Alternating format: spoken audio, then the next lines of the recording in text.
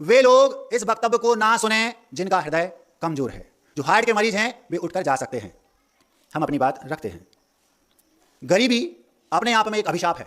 आप लोग बहुत पुण्यवान हैं, बहुत पूर्व का आपने ऐसा पुरुषार्थ, ऐसा सदपुरुषार्थ किया होगा कि जिस पुरुषार्थ के बल पर आप आज एक ऐसे कुल में, ऐसी जाति में, ऐसे संप्रदाय में आपने जन्म लिया जहां गरीबी का दूर दूर तक कोई नाता नहीं है। अगर होंगे भी तो ना के बराबर 1% से भी बहुत कम लोग जिनके पास वो स्थिति है कि यदि आज उन्हें कमाई नहीं की, आज उन्हें कोई काम मजदूरी नहीं की, तो हो सकता है कि कल दूसरे दिन उनके घर में चूल्हा ना जले। बहुत कम लोग होंगे, लेकिन विश्व में ऐसे लोगों की संख्या हजारों लाखों में है। अगर उनको एक दिन मजदूरी नहीं मिलती तो दूसरे दिन उन्हें उनके घर में चूल्हे नहीं जलते। एक बालक घर के 200-400-600 मीटर दूर एक आम का पेड़ था।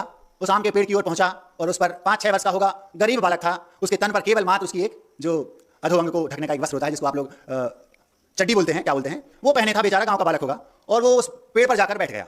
रोज का उसका काम था उस आम के पेड़ पर जाकर वो बैठता था और उस आम से, पेड़ से वो रोज पके आम खाता था। 1 दिन, 2 दिन, 4 दिन, 8 दिन, 5 दिन, 15 दिन बीत गए।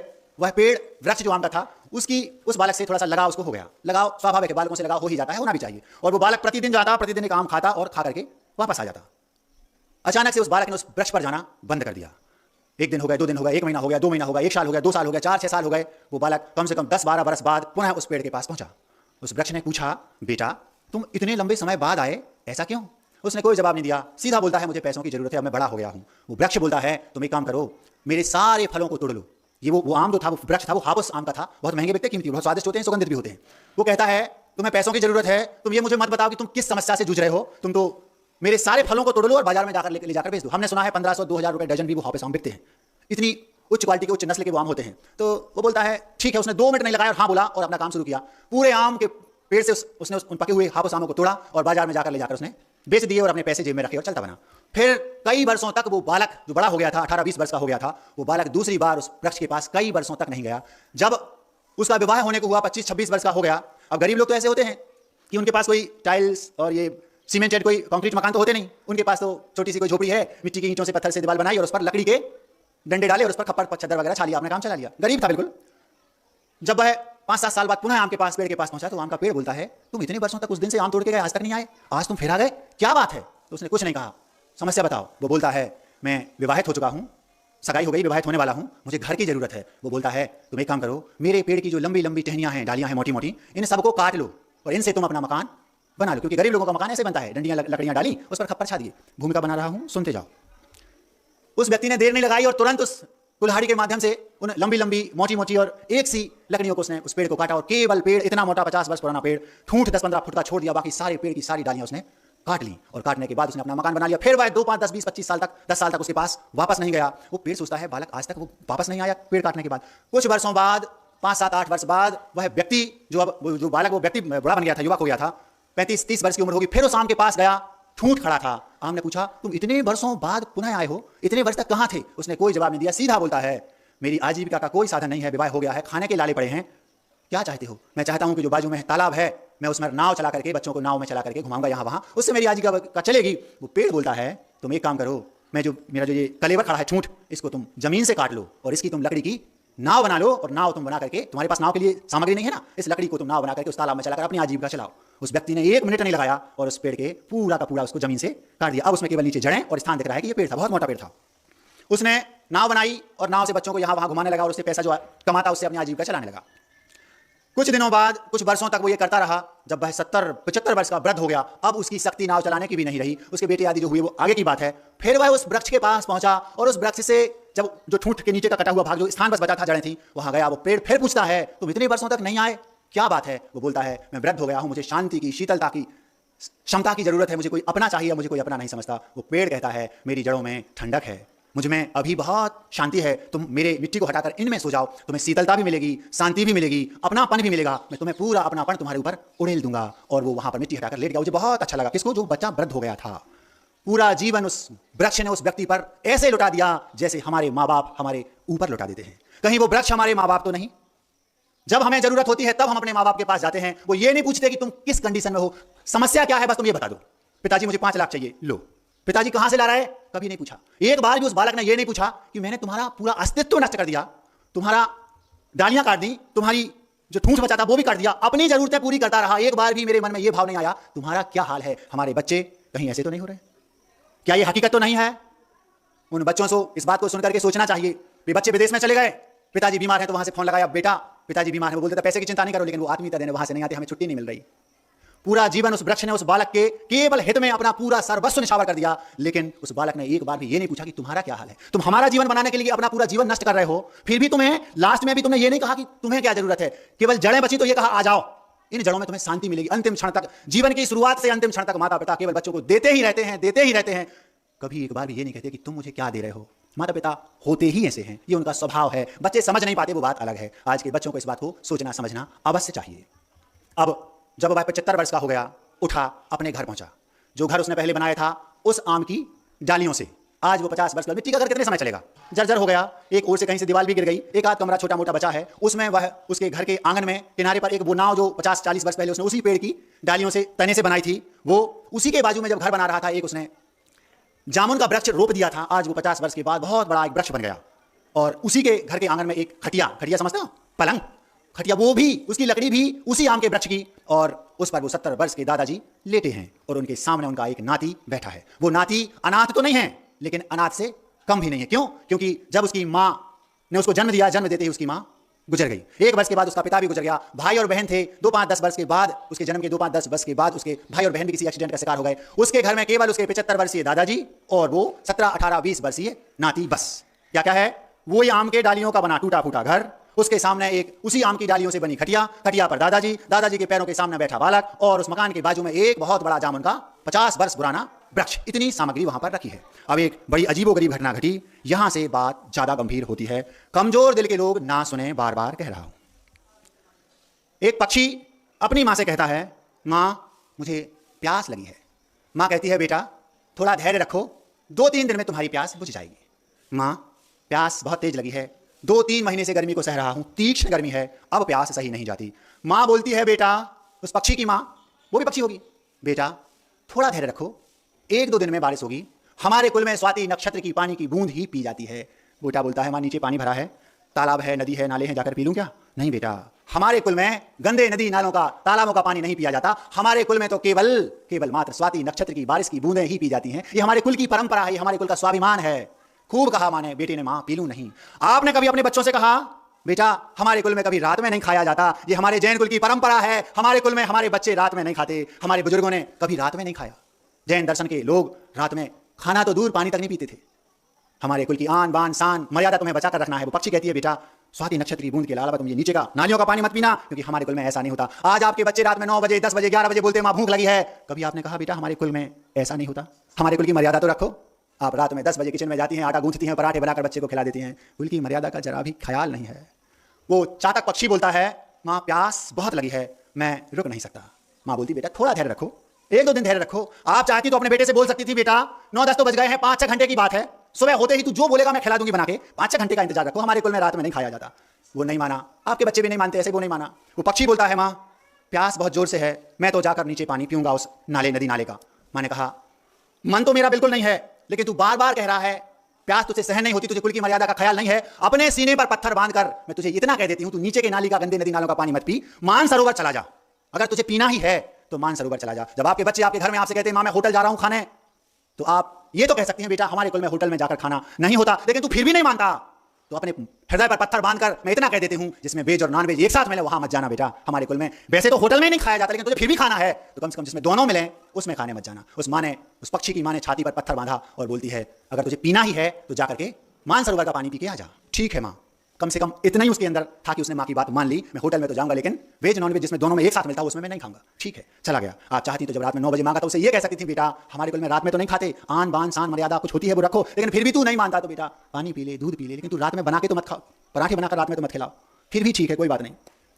उस बेटे ने मां के आशीर्वाद लिया और मां बहुत अंदर से दुखी है कि हमारे कुल में ये क्या होने लगा, और आशीर्वाद दे दिया। वो बेटा उड़ के चला गया। जब वो गया तो चलते चलते चलते उड़ते उड़ते उड़ते उड़ते मानसरोवर जाना है, उड़ते उड़ते उड़ते ऐसी परिस्थिति बन गई, संध्या हो गई। जब संध्या हुई तो वो उसी वृक्ष पर जाकर के रात्रि विश्राम हेतु बैठ गया। कौन? वो चातक पक्षी। कौन से वृक्ष पर? जिस वृक्ष के नीचे वो टूटा फूटा उस आम की डालियों का बना मकान, उसके आंगन में वो टूटी फूटी नाव, उस पर वो टूटी फूटी खाट, उस पर वो 70-75 वर्ष के टूटे फूटे दादाजी और 18-20 वर्ष का उनका नाती, और ऊपर बैठा है वो चातक पक्षी जो रात्रि विश्राम के लिए आया है। सुबह उड़ करके उसको मानसरोवर जाना है।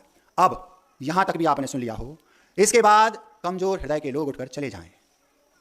वो पक्षी ऊपर से नीचे की परिस्थितियों को देख रहा है, भांप रहा है, जान रहा है नीचे क्या घटना घट रही है। सुनो, वो नाती जो दादाजी खटिया पर लेटे हैं, नाती ने दादाजी का पैर छुआ।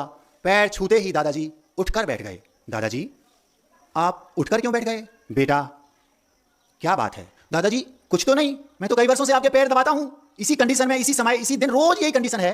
आप लेटे रहते हैं, मैं आता हूं, आपके पैर छूता हूं। आज तक आप कभी उठकर नहीं बैठे, आज आपको आखिर अचानक ये क्या हो गया? क्यों उठकर बैठ गए? बेटा, सच सच बताओ, बात क्या है? दादाजी, कुछ तो नहीं। कुछ तो है। सिर नीचा कर लिया बेटे ने। दादाजी, आप कैसे जान गए? बेटा, तुम्हारे स्पर्श से पता चल गया। रोज का जो तुम्हारा हाथ का स्पर्श मेरे पैरों को होता था, आज उसका जो टच था वो अलग है। आपके घर में आपके बच्चों को लगता है हमारे पिता माता कुछ नहीं समझते, वे तुम्हारे पिता के पिता हैं, वे सब समझते हैं, बस तुम्हें बताते नहीं कि हुआ क्या है। तुम कुछ भी करतूत करके घर से आते हो, बाजार से बाहर से घर में आते हो, वो तुम्हारा चेहरा देखकर समझ लेते हैं तुम्हारे माता पिता की तुमने गड़बड़ी क्या की है। स्पर्श से उन दादाजी ने पता लगा लिया कि आज बेटा कुछ गड़बड़ करके आया है। तुरंत उठकर बैठ गए, बोले बेटा, दाल में काला है, तुम ये बताओ आज क्या गड़बड़ी हुई? आपने कैसे जाना? तुम्हारे हाथ की छुअन बता रही है कि रोज जैसा स्पर्श आज नहीं है। इतना बारीक तजुर्बा रहता है हमारे माता पिता को। बच्चे सोचते हैं कुछ भी गुल खिला के आ जाते हैं और घर में बिल्कुल राम जैसे घुस गए। वो सोचते हैं हमारे पिता कुछ नहीं समझते, वे तुम्हारे बाप के बाप है, वे सब समझते हैं, लेकिन केवल बताते नहीं। क्यों? क्योंकि एक ही बेटा है। पहले 10-10 होते थे, 2 दीक्षा ले लेंगे, 2 समाज सेवा करेंगे, 2 राजनीति में चले जाएंगे, 2 और कुछ करेंगे, 2 व्यापार करेंगे।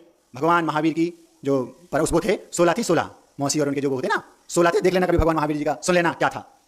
16 बहनें थी उनकी माँ भगवान महावीर की, आपकी केवल एक, वो भी नहीं, या तो एक बेटा। तो डरते क्यों हैं पिताजी? इसलिए डरते हैं कि बेटा एक ही है, कुछ ज्यादा बोल दिया तो भग जाएगा, हमारा क्या होगा। कुछ नहीं कहा, दादाजी सीधे खड़े हुए बैठ गए। सीधा सीधी बताओ गड़बड़ी क्या हुई? दादाजी, आपने कैसे जाना? स्पर्श से समझ में आ गया। आप लोगों को लगता है गुरु भी बिल्कुल ऐसे ही होते हैं। हम लोग जब गुरु जी के पास रहते हैं, गुरु जी की जब रात्रि में गुरु जी जैसे सामा करने के बाद आचार्य जी लेट गए, लेटने के बाद हम लोगों को लगता है गुरु जी की आंखें बंद हैं और वो कुछ समझ नहीं रहे, देख नहीं रहे। हम लोग जाएंगे, उनके पैर दबाएंगे और चुपचाप उठ के भागेंगे। सुबह वो कहते हैं समण सागर जी आए थे रात में पैर दबाने। आपको कैसे पता? आपको कैसे पता? आप तो सो रहे थे। तुम्हें लगता है कि पिताजी सो रहे हैं, तुम्हें लगता है कि पिताजी गुरु जी सो रहे हैं, वे तुम्हारे स्पर्श से समझ लेते हैं कि तुम कौन हो। एक बार नहीं, 2 बार नहीं, 50 बार। यहां पर 5 महाराज है, किसी से भी पूछ लेना, अथवा आपके नगरों में जहां जितने महाराज हो सबसे पूछ लेना, सब आपको यही कहेंगे आज तक रात में गुरुजी ने आंख खोलकर नहीं देखा। 4 महाराज भी अगर रात में उनकी सेवा करने आए तो सब चारों के नाम गिना देंगे। विनम्र सागर जी आए थे रात में, सौम्य सागर जी आए थे, दुर्लभ सागर जी आए थे और समता सागर जी आए थे। प्रत्येक शिष्य के स्पर्श से वो सुबह बता देते हैं कि कौन आया था। इतना जबरदस्त ज्ञान गुरु को स्पर्श से पता चल जाता है। दादाजी को लगा दाल में कुछ काला है। सच सच बताओ बेटा, गड़बड़ क्या है? दादाजी, मैं कल मजदूरी के लिए बाहर गया था। गरीबी बहुत बुरी चीज़ होती है, लेकिन मजदूरी कल मुझे नहीं मिली। मैं वापस आया, घर में जो कुछ थोड़ा बहुत आटा दाल बचा था उससे मैंने बनाया, खुद खाया, आपको खिलाया। आज पुनः मैं सुबह मजदूरी के लिए गया, इत्तेफाक से आज भी मजदूरी नहीं मिली। शाम को जब आने लगा तो मैंने सोचा कि मैं तो अपना दिन निकाल लूंगा, रात निकाल लूंगा, मेरे 75 वर्षीय दादाजी का क्या होगा? मुझे पता है आपके दिए हुए संस्कार मेरे रग में भरे हैं, मुझे पता है मेरे कुल की मर्यादा, लेकिन पिताजी, बहुत सोचने के बाद भी दादाजी मुझसे रहा नहीं गया। सिर पर, हृदय पर पत्थर बांधकर मैंने एक व्यक्ति का बटुआ चुरा लिया।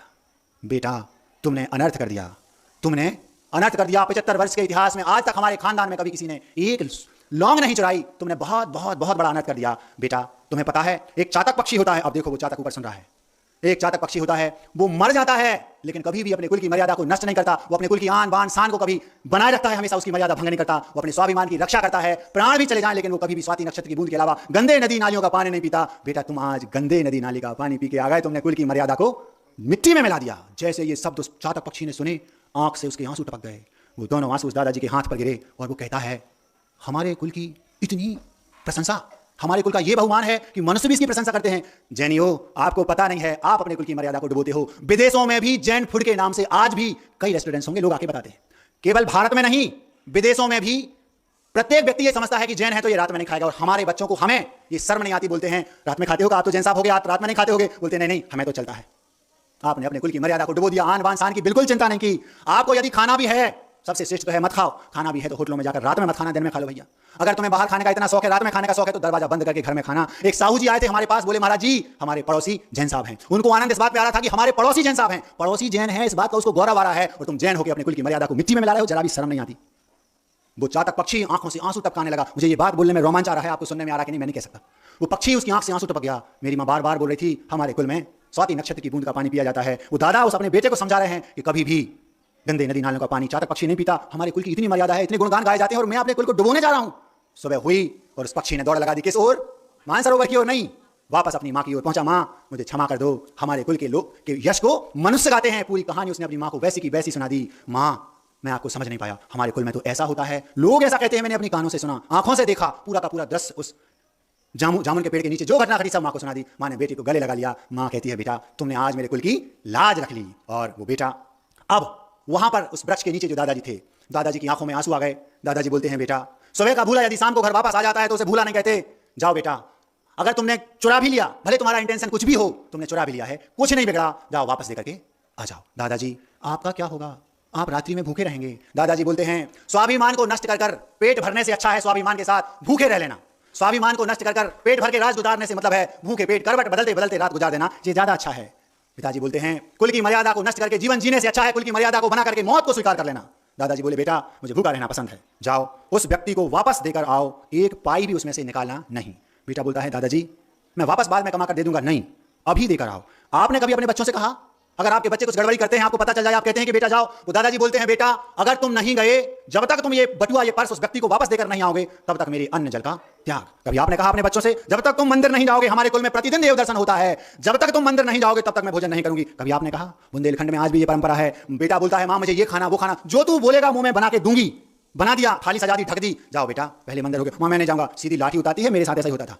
माँ सीधी लाठी उठाती है, पतली डंडी, पहले जाओ, जो तू बोलेगा मैं बना के दूंगी, बना दिया है, तैयार है, रेडी टू ईट, लेकिन पहले तुम जाओ अंदर करके आओ। दिखाना पड़ता था तिलक, यूं माँ मैं देखो ये चंदन लगा के आया हूं, जब दिखाऊं तब भोजन मिलता था। आपने कभी कहा अपने बच्चों से कि जाओ बेटा पहले मंदिर होके आओ फिर दूंगी। हमारे कुल में रात में नहीं खाया जाता, हमारे कुल में रोज भगवान के दर्शन किए जाते हैं, ये कुल की मर्यादा है, कभी नहीं कहा। और दादाजी ने 75 वर्ष की उम्र में भी भूखे पेट, बेटा जब तक तू वापस बटुआ देकर नहीं आएगा मैं अन्न जल ग्रहण नहीं करूंगा। जैसे इतना बोला वो बेटा हिल गया। वो बेटा बोलता, दादाजी बोलते हैं तुम जिसका बटुआ चुरा कर लाए हो देखो तो उसमें क्या है। देखा तो उसमें हजार हजार के सैकड़ों नोट थे, लाखों रुपए उसमें रखे थे। सोचा, बोलते हैं दादाजी हो सकता है ये बटुआ जीवन भर की किसी की कमाई हो सकता है वो अपनी बेटी के विवाह के लिए उसने कमा के रखे हो सकता है कि उसने अपनी पत्नी के, माँ के, बाप के, पिताजी के इलाज के लिए ये पैसे इकट्ठे किए हो सकता है कि उसने किसी गरीबों को व्यवस्थित करने के लिए, किसी असहाय की सहायता करने के लिए, पता नहीं किस उद्देश्य से उसने पूरे जीवन की गाड़ी कमाई इकट्ठी की, तुम लेकर चले आए। अन्न को 11वां और धन को 12वां प्राण कहा है। आपने किसी के पैसे चुरा लिए तो शास्त्रों में लिखा है कि आपने उसका प्राण चुरा लिए, वापस देकर आओ, जाओ अभी। बेटा पिताजी के पैर छुए बोला पिताजी आप चिंता नहीं करो, आप कहते हैं मैं वापस देकर आता हूं। वो सीधा गया और उस व्यक्ति को बाजार में ढूंढने लगा। 2-3 घंटे पहले चुराए थे, बहुत देर तक ढूंढते ढूंढते ढूंढते ढूंढते आखिर वो व्यक्ति उसे मिल गया। जैसे वो व्यक्ति उसे मिला उसने उसके पैर छुए, रोने लगा, गिड़गिड़ाने लगा, हाथ जोड़े। उसको देखा तो वो सामान्य व्यक्ति नहीं था, बहुत संपन्न और अमीर रिच व्यक्ति था। तो उससे बोलता है भैया मुझे क्षमा कर दो। पूछा क्यों? इसलिए हमने आपका बटुआ चुरा लिया। उसको पता नहीं था कि उसका बटुआ चुरा लिया। उसने देखा अरे हाँ मेरा बटुआ कब चुराया? 2-3 घंटे पहले आप बाजार में थे, तब मैंने अपने हाथ की सफाई से उसको चुरा लिया था। तो चुरा लिया था तो मुझे तो पता नहीं था। ठीक है, अगर तुमने चुरा ही लिया था, मैं ये जानना चाहता हूं जब तुमने बेटा चुरा ही लिया था तो तुम वापस देने क्यों आए? उसने प्रश्न किया कि जब तू चुरा ही चुका था तो वापस देने क्यों आया? उसने अपनी पूरी कहानी बता दी कि मैं ऐसा हूं, मेरे ऐसे ऐसे दादाजी थे, मेरे दादाजी के पास में गया तो दादाजी ने ऐसी ऐसी प्रतिज्ञा कर ली। उन्होंने कहा कि जब तक तू उस व्यक्ति को ढूंढ करके वापस बटुआ देकर नहीं आएगा तब तक मैं अन्न जल ग्रहण नहीं करूंगा। तो तुम्हारी माली हालत ऐसी है। आप लोगों को यह लगता होगा कि दुनिया में जितने चोर उचक्के बेईमान बदमाश हैं वे सब शौक के कारण अथवा जानबूझकर ऐसा कर रहे हैं, उनकी ये लत लग गई है। हर एक व्यक्ति चोर बेईमान उचक्का बदमाश नहीं होता। कभी कभी परिस्थितियां व्यक्ति को चोर उचक्का बेईमान बना देती हैं, मजबूरी भी कभी किसी को बना देती है। आप यदि संपन्न हैं, सज्जन हैं, अध्यक्ष हैं, समाज के मंत्री हैं, धनवान हैं, धनाढ्य हैं, तो कहीं ना कहीं आप भी अपने समाज के अथवा लोगों को, अपनी सोसाइटी के लोगों को चोर उचक्का बनाने में कहीं ना कहीं आपका भी हाथ हो सकता है। यदि आप ऐसे लोगों को ढूंढ करके उनकी आवश्यकताओं की पूर्ति करते, उनकी मदद करते, तो हो सकता है कि वो बेटा कभी जीवन में किसी का बटुआ नहीं चुराता। ये आपका कर्तव्य था, लेकिन आपने ऐसा नहीं किया। वो बार बार सोचता है मेरे पास धन नहीं है, मेरे पास धन का अभाव है, मानता हूं, कोई बात नहीं। जाकर के उससे बोला भैया आपका ये बटुआ संभालो, खोल कर देख लो, मैंने एक पाई भी नहीं चुराई है। वो बोलता है बटुआ तो मैं बाद में लूंगा, पहले मुझे ये बताओ वे तुम्हारे दादाजी जिन्होंने तुम्हें ऐसे संस्कार दिए वो कहाँ है? बोले मेरे पिताजी, मेरे दादाजी ने मुझसे कहा हमारे कुल में कभी चोरी नहीं होती, हमारे कुल में कभी हिंसा, झूठ, चोरी, कुसील, परिग्रह कुछ नहीं होता। मुझे अपने जीवन में पहली बार मजबूरी के कारण ऐसा कुकृत्य करना पड़ा। उस पर भी मेरे दादाजी ने मुझसे ये कहा कि जाओ वापस देके आओ, मैं ढूंढकर आपको वापस देना चाहता हूं। उसने बटुआ तो लिया जेब में और बोलता है क्या तुम मुझे अपने दादाजी से मिला सकते हो? क्यों नहीं, कहाँ रहते हैं? यहाँ से 500-700 मीटर दूर हैं, क्या मैं उनसे मिल सकता हूँ? चलो, चल दिया। दोनों साथ में चल रहे चलते दूर से जामुन का वृक्ष दिखा। जैसे ही उसको जामुन का वृक्ष दिखा बोलता है वो जो जामुन का वृक्ष दिख रहा है उसके पास जो वो टूटा टूटा सा घर दिख रहा है, वो आंगन में जो टूटी नाव पड़ी है, वो उसके सामने जो टूटी खाट है, उस पर मेरे टूटे फूटे दादाजी लेटे हैं। चलो, जैसे ही नजदीक पहुंचा दादाजी जा चुके थे। आपके बच्चे जब आपके घरों में कभी कोई गलती, कोई उल्टा सीधा काम करके आते हैं, आपको बुखार तक नहीं आता, उन दादाजी के प्राण चले गए। एक बार पूरे जीवन में उनके नाती ने एक गलती की। आपके बच्चे दिन में 2-2 बार गलती करते हैं, पूरे जीवन में हजारों कुकृत्य करके भी आ जाते हैं, और आप कहते हो मेरा बेटा तो लाखों में एक है। क्यों? क्योंकि आपका एक ही बेटा है। पता भी है कि ये लाखों में नहीं, एक में भी एक नहीं है, फिर भी आपकी मजबूरी है, कहना पड़ता है। यदि कह दूंगा कि ये ऐसा है तो आप वो भग जाएगा, फिर हमारा क्या होगा? उन दादाजी को इतना सदमा लगा। 75 वर्ष के इतिहास में आज तक मैंने कभी अपने बच्चों को ये संस्कार नहीं दिए, हमारे कुल में कभी ऐसा नहीं हुआ। इस बेटे ने हमारे कुल की मर्यादा को नष्ट कर दिया और उन दादाजी के प्राण पखेरु उड़ गए। जब वो व्यक्ति उनके पास पहुंचा, देखता है तो दादाजी के चेहरे पर एक अलग ही तेज था। आप लोग ऐसा समझते होंगे कि जिसके पास पैसा है वही कुलीन हो, ये जरूरी नहीं। कोई व्यक्ति कुलीन हो, उसके पास पैसा हो, ये जरूरी नहीं, और किसी व्यक्ति के पास पैसा ना हो, वो कुलीन ना हो, ये भी जरूरी नहीं। वो दादाजी कुलीन थे, पैसा नहीं था पूर्व कर्म की वजह से, वो अलग बात है। कई लोग ऐसे भी होंगे जो करोड़पति अरबपति होंगे, लेकिन वे कुलीन नहीं होते। कभी भी वो कहीं भी किसी पर भी कभी भी कहीं भी कुछ भी चुरा सकते हैं, चुराते हैं। उस बेटे ने, मुझे बोलते बोलते रोमांच आ रहा है, उस बेटे ने कहा हमारे दादाजी थे, एक मेरी छोटी सी गलती में चले गए, वहीं उसने कायद सर कर लिया, जीवन में मर जाऊंगा लेकिन कभी किसी भी पाप को, छोटे से छोटे पाप को भी कभी नहीं करूंगा। जीवन भर के लिए इस बात का उसे गम हो गया, दुख हो गया, मेरी एक गलती ने मेरे दादाजी को मुझसे दूर कर दिया। वो बेटा अभी जो वो पेड़ था जिसकी अभी जड़ें बाकी थीं, उस बेटे ने पूरी कहानी, क्योंकि दादाजी के मुख से सुनी थी, उस सज्जन को सुनाई। वो सज्जन बोलते हैं चलो अब हम इनका अंतिम संस्कार करते हैं। अंतिम संस्कार कहाँ किया पता है? वहां किया जिस पेड़ के आम वो दादाजी बचपन में खाते थे, जिस वृक्ष ने अपनी डालियों से वो घर बनाने के लिए डालियां दी थी, अपना अस्तित्व नष्ट किया था, जिस वृक्ष ने फल दिए थे जाकर के बेच करके पैसे कमा लेना, जिस वृक्ष ने अपना और जो कुछ बचा था वो भी दे दिया कि जाओ तुम नाव बना लो, वो नाव भी रखी है, वो घर में वो लकड़ियां भी रखी हैं, वो खटिया भी है जिस पर दादाजी लेटे थे, और वो जड़ें जहां वो वृक्ष था उसको काटा गया था वो भी है। उसी वृक्ष के ठूंठ जहां से काटा था उसी पर उन्हीं घर की पूरे घर को तोड़ा गया और उनकी वो सारी आम की लकड़ियां निकाली गई, वो खटिया भी, वो नाव भी, सारी की सारी एकत्रित इकट्ठी करके उससे उन दादाजी की चिता बनाई। पिताजी बूढ़े भी हो जाएं वृक्ष की भांति, अंतिम श्वास तक केवल देते ही देते रहते हैं, केवल जड़ें बची थी, उन जड़ों ने भी दिया ही, वो लकड़ियां उनकी जड़ों की उनकी अंतिम संस्कार में काम आई।